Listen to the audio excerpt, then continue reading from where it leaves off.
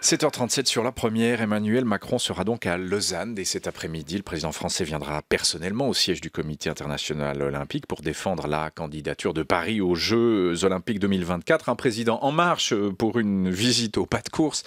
Emmanuel Macron sera là pour le sport, rien que pour le sport, vraiment. Côté suisse, on l'imagine, on voudrait bien détourner ce sprint olympique vers des questions bilatérales avec la France, car il y a un dossier parmi d'autres où la tension semble de plus en plus marquée depuis ce printemps, c'est le dossier de la fiscalité. Berne a suspendu ce printemps l'échange d'informations fiscales avec Paris, car la France est soupçonnée d'utiliser ces informations contre UBS dans le cadre d'un procès à venir pour fraude et blanchiment de fraude fiscale. Alors, toutes ces questions peuvent-elles provoquer un mauvais départ dans les relations entre la Suisse et le nouveau président français ? Emmanuel Macron sera-t-il bienveillant envers la Suisse, peut-être plus bienveillant que certains de ses prédécesseurs? À quoi faut-il s'attendre? Le plaisir de recevoir pour en parler quelqu'un qui connaît bien les deux pays, c'est vous, Philippe Canel. Bonjour. Bonjour. Avocat fiscaliste, vous vous occupez de clients français en Suisse. Parti chercher de meilleures conditions fiscales, c'est ça pour la plupart en Suisse? Oui, souvent de meilleures conditions fiscales, aussi de meilleures conditions de vie. Mais comme j'ai toujours dit, c'est vrai que s'il n'y avait pas les meilleures conditions fiscales, les personnes ne seraient pas venues. Mais je crois qu'effectivement, pour moi, si vous voulez, Macron, moi je me suis toujours défini comme un démocrate, un social-démocrate de droite. Donc évidemment, ça existe, ça. La preuve. Oui, d'accord. Mais vous êtes peut-être un modèle unique. Non, parce que je crois que Macron s'inscrit un peu dans cette ligne-là aussi. Social-démocrate de droite, vous diriez. Oui, je dirais que on peut prendre sous deux angles. Ou bien effectivement, on dit qu'il essaye de composer entre la gauche et la droite, mais peut-être que de manière plus juste, pour reprendre l'expression de Thomas Friedman, qui est éditorialiste au New York Times, c'est vrai que je crois qu'aujourd'hui, ces clivages ont explosé, tout simplement parce qu'on a un peu affaire à ce qu'on appelle les wall people et les web people. Et c'est au fond, les web people étant les personnes connectées, qui croient en l'avenir, et les wall people étant les personnes qui ont plutôt peur et souhaitent construire un mur. Et ça abolit les clivages politiques? Je dirais pas que ça les abolit, mais disons, ça passe à travers. Ça passe à travers. Donc c'est pour ça que je pense que le président Macron, c'est difficile de faire la part des choses sur ces web people et ces wall people, parce que évidemment que il faut donner confiance aux gens, il faut aller dans le sens des web people, en tout cas c'est ma position, mais évidemment il faut respecter les wall people, et puis il faut petit à petit, d'une part que sur le plan technologique, effectivement ils aient l'impression de participer à ce monde-là, et en plus il faut comprendre leurs craintes. Alors Emmanuel Macron, donc il est à Lausanne pour quelques heures, enfin un jour ou deux. Je ne sais pas si vous avez prévu de rencontrer le président ou une partie de sa délégation, vous nous répondrez. Il aurait dû voir Doris Leuthard à Paris il y a une semaine. Il lui a posé un lapin, en fait. Il a repoussé la rencontre au 18 juillet prochain à Paris. Il invitera à Paris Madame Leuthard. Est-ce que ça, le fait de repousser cette rencontre est de mauvais augure selon vous, Philippe Canel, pour les relations entre la Suisse et la France? Je crois pas, parce qu'elle est repoussée au 18 juillet, sauf erreur, donc c'est quand même pas énorme. Bon, vous savez, les relations entre la Suisse et la France, on a beaucoup critiqué le président Hollande, mais en fait, le président qui a été le plus dur avec la Suisse, c'est le président Sarkozy. Pour moi, le président Macron, c'est une bonne chose pour la Suisse. D'une part, il fait beaucoup pour l'Europe.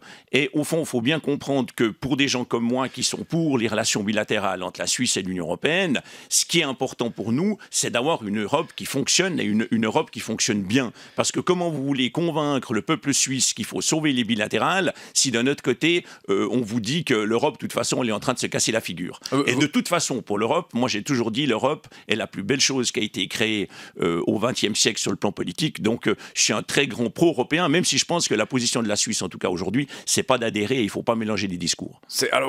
Deuxième sujet sur lequel on pourra revenir, sur la visite du président Macron et une partie de sa délégation, vous serez de la visite? Alors j'en serai malheureusement pas. Vous n'irez rencontrer personne, de manière un peu spontanée? Non, je rencontrerai personne. Pourtant, c'est vrai que sur le plan, si vous voulez, mais ça, je fais entièrement confiance à notre délégation, je pense que sur le plan fiscal, il y a clairement trois sujets. Il y a le premier sujet que vous évoquiez tout à l'heure, c'est la problématique de l'assistance administrative entre la Suisse et la France. Alors il y a cette question, parce qu'il faut être, pardonnez-moi, mais il faut être assez peu technique et assez pédagogique en la matière, parce que ça concerne les gens, mais c'est vrai qu'il y a quelques artifices techniques. On a entendu, et vous l'avez entendu tout à l'heure, Philippe Quesnel, votre confrère Xavier Auberson probablement, l'un des contentieux fiscaux, c'est la taxation des successions entre la France et la Suisse. Le Parlement avait rejeté en 2013 une nouvelle convention de double imposition sur les successions. Voilà, c'est un peu bloqué. Par exemple, il faut donner un exemple, un Suisse qui a toujours vécu en Suisse, mais qui hérite de ses parents une maison en France, une résidence secondaire, va être taxé en France à 45%. Vous m'arrêtez si je dis des bêtises.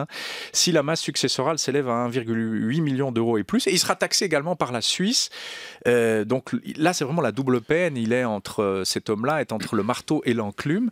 Xavier Auberson disait tout le monde est perdant en la matière, les Français et les Suisses. Qu'est-ce qu'on peut faire dans ce dossier? Est-ce qu'Emmanuel Macron, selon vous, va l'empoigner, va apporter une idée pour débloquer ce dossier? Qu'est-ce qu'il faudrait faire?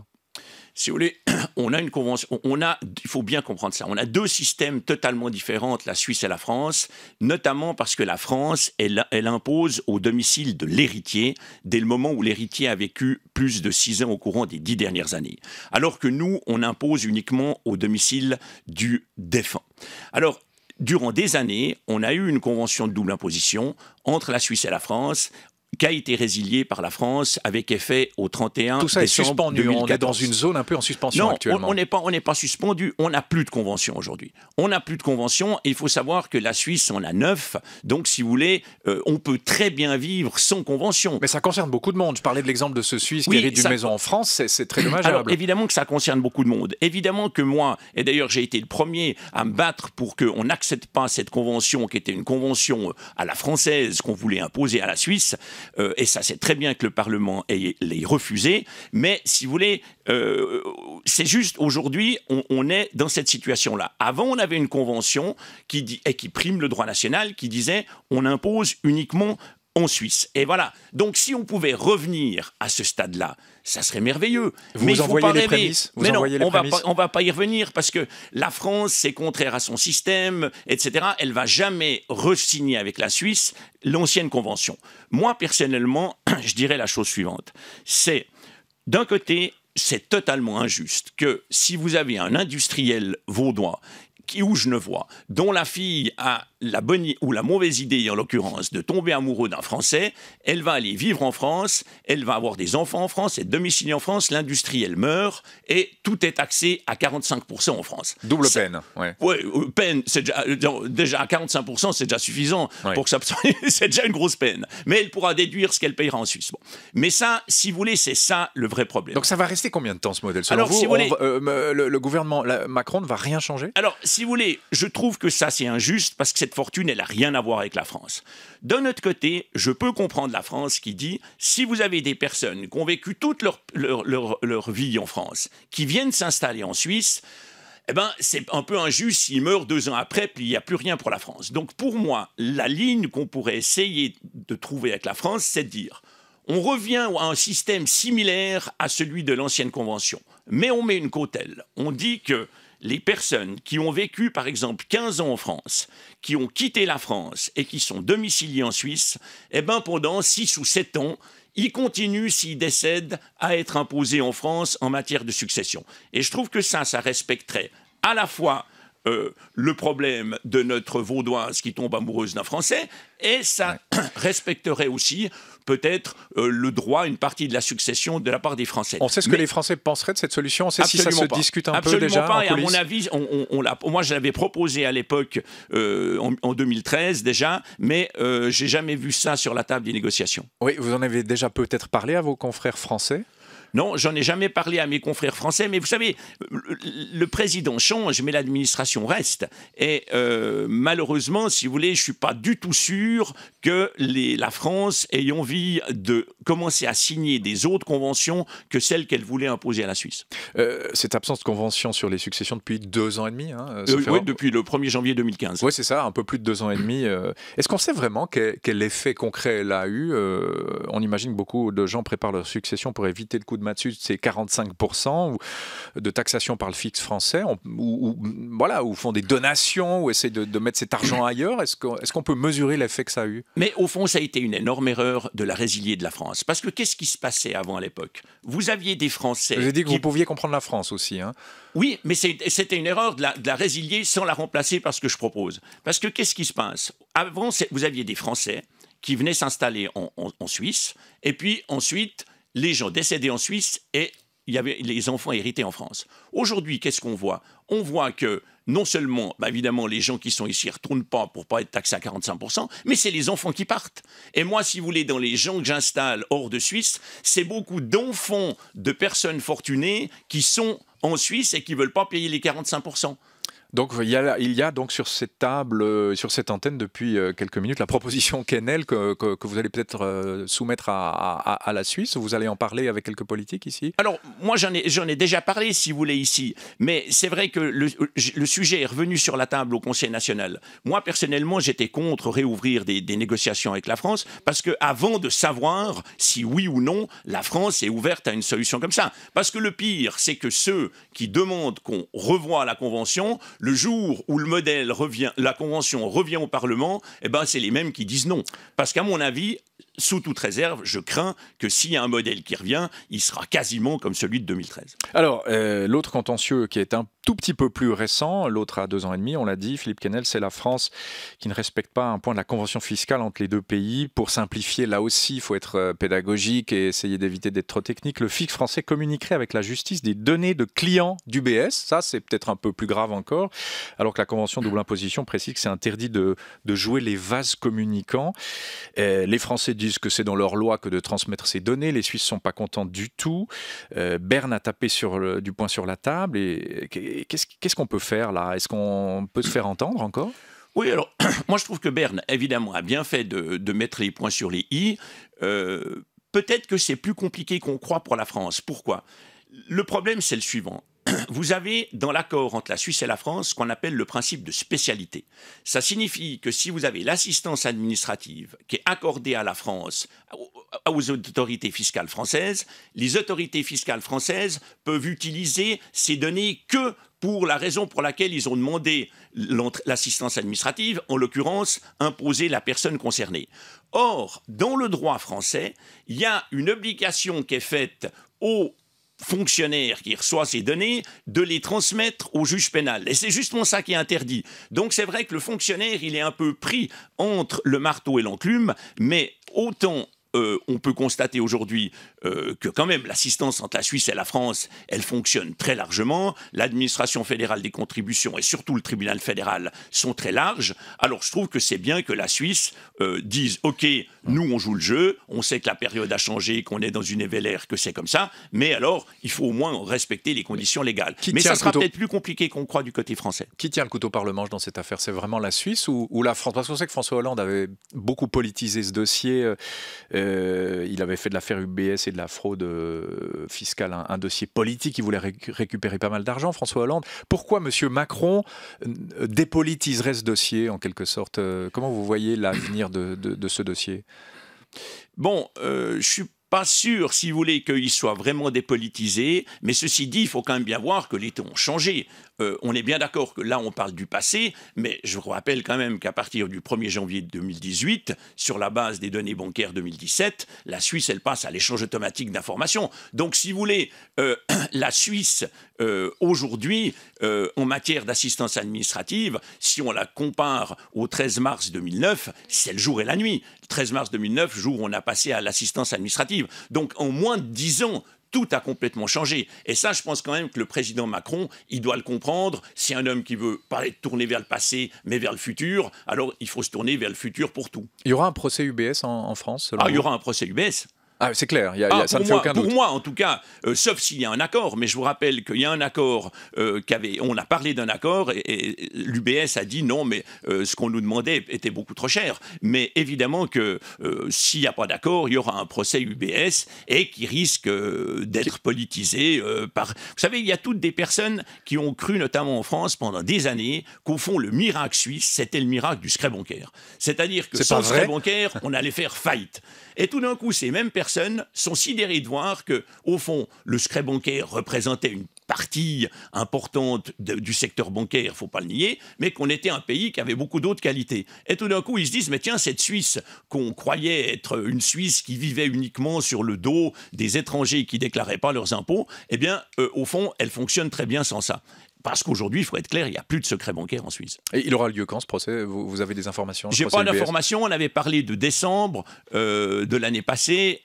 Ça dépend peut-être aussi un petit peu de l'évolution de l'autre dossier. Oui. Bon, vous n'irez pas voir ni le président ni la délégation aujourd'hui et demain. Philippe Quesnel, cela dit, si vous deviez le croiser, je ne sais pas, par hasard dans les salons du Beau Rivage aujourd'hui, vous lui diriez quoi? Parce qu'on sait qu'il a envie de faire revenir les Français exilés en France et en Belgique. Il était allé à Londres durant sa campagne, Emmanuel Macron, et à Bruxelles pour lever des fonds auprès d'expatriés français. Il leur avait annoncé qu'il voulait supprimer l'impôt de solidarité sur la fortune. Vous allez perdre des clients. Certains vont se rapatrier en France. C'est mauvais pour vos affaires?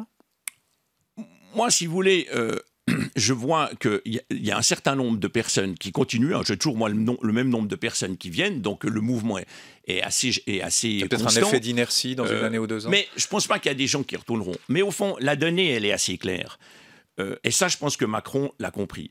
On ne peut pas imposer à 45% les successions et imposer à 1,8% la fortune. C'est soit un impôt sur la fortune, soit un impôt sur les successions. C'est ça que vous lui diriez si vous l'aviez en face? Je lui dirais, donc il faut en tout cas en supprimer un. Dans son programme, il avait dit « je supprime l'impôt sur la fortune ». Bon, malheureusement, il l'a repoussé. Et ça, c'est quand même un problème. Mettons qu'il y aura ces deux impôts, il faut voir ce que c'est quand même. Hein. Quand vous héritez en ligne directe, vous payez 45%, en ligne indirecte, 60%.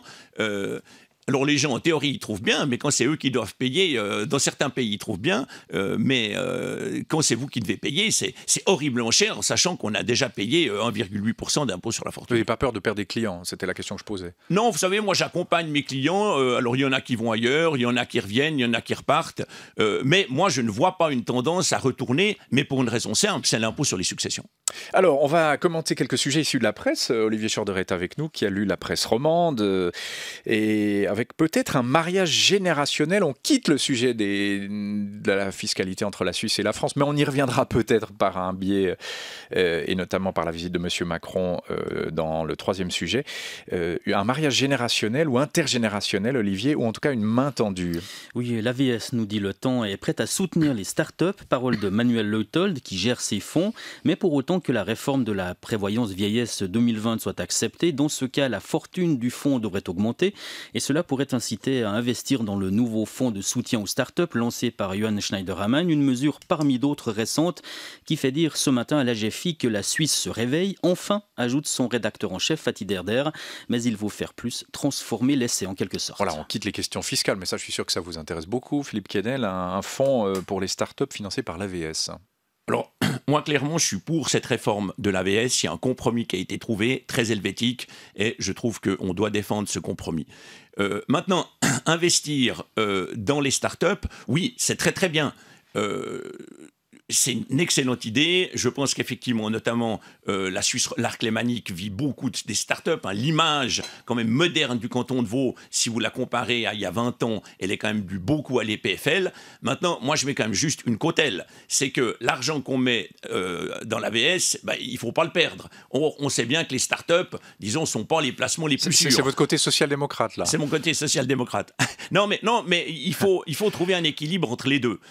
Mais ceci dit, encourager les startups, oui.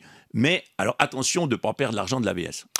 Autre casquette que vous avez, qui peut-être vous amènera à répondre à cet article-là, président de la LICRA, la détention des migrants. Olivier, est une boîte noire. Expliquez-nous ce que c'est. Oui, l'expression est de 2 chercheuses romandes qui s'expriment dans 24 heures. Elles travaillent depuis 3 ans sur la manière dont les étrangers détenus en Suisse, en vue de leur renvoi, vivent leur situation. Ils étaient 5 732 exactement l'an dernier, enfermés en moyenne pendant 25 jours.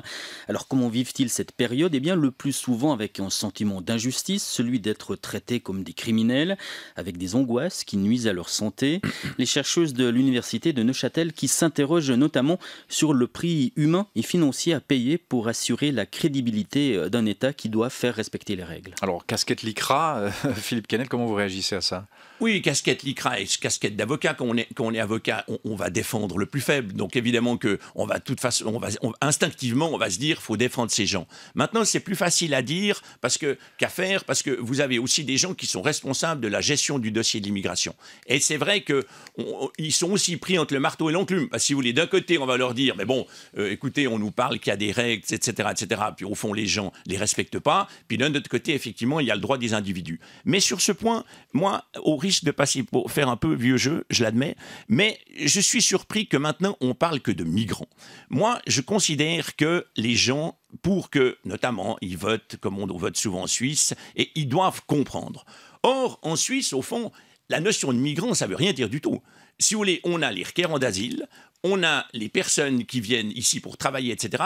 Et moi, ma crainte, si je comprends bien l'idée qu'il y a derrière cette idée de migrants, c'est qu'en remplaçant les termes de requérants d'asile, de réfugiés, etc., qui correspondent à la législation suisse, tout d'un coup, maintenant, on parle de migrants et que pour finir, les gens, le jour où il faudra voter, ils comprendront plus rien du tout. La libre circulation des personnes, tout ça, ça sera que des migrants. Et je suis pas sûr qu'en généralisant les choses, l'idée étant d'ouvrir la porte à des réfugiés économiques, c'est ça l'idée de dire. Vous faites la distinction réfugiés de guerre, réfugiés économiques ? Délicat, hein ? C'est pas moi qui l'a fait, c'est la législation suisse qui l'a fait. Or, le jour où le peuple suisse devra voter sur la libre circulation des personnes, il faudra bien lui expliquer que ça n'a rien à voir avec les migrants. Je vous rappelle quand même que c'est exactement le jeu que joue l'UDC, c'est au fond de faire le grand mélange. Hein. Le grand mélange, c'est-à-dire on va nous dire, mais la libre circulation des personnes, les réfugiés, etc., et tout, les migrants, etc., c'est exactement la même chose. Or, moi, je suis contre ça parce qu'on va avoir des votations où il faudra justement être très, très précis, expliquer ce qu'est la libre circulation avec l'Union européenne, ce qu'est la politique, et je vous rappelle que la Suisse a toujours eu une politique stricte à l'égard des États tiers, et je pense qu'il faudra bien expliquer, et que le terme de migrant, malheureusement, il tend à mélanger un peu le tout. Alors, dernier sujet rapidement, nul n'est censé ignorer aujourd'hui la présence d'un certain Emmanuel Macron sur les rives du Léman, Olivier. Oui, en Suisse romande en tout cas, puisque la visite olympique du président français, la performance olympique même, pour reprendre les termes de Richard Verly dans le temps, trouve bon accueil dans les journaux de ce côté-ci de la Sarine, alors qu'elle brille par son absence dans la presse alémanique. Emmanuel Macron ou l'alliance gagnante entre l'économie et le sport, un président qui fait de l'olympisme comme il fait de la politique, pour qui la performance et la compétition sont des réalités non négociables. Tiens, des Jeux olympiques en Suisse, il en faut aussi, Philippe Quesnel, vous avez 20 secondes, 15. Je serais enchanté pour le Valais et pour les cantons concernés. Je ne suis pas sûr que l'avenir, ça soit ces grands événements. Et si j'étais membre du CIO, je voterais plutôt pour les États-Unis, parce qu'on a vu avec l'affaire de la FIFA que peut-être voter contre les États-Unis, ça peut attirer des problèmes. C'est l'avocat qui parle peut-être là. Vous remettez votre casquette d'avocat. Philippe Quesnel, merci. Voilà, l'heure est écoulée malheureusement. Vous êtes avocat fiscaliste, vous nous parliez des relations tendues quand même entre la France et la Suisse. Merci beaucoup d'avoir été notre invité beaucoup. ce Bonne matin. Journée.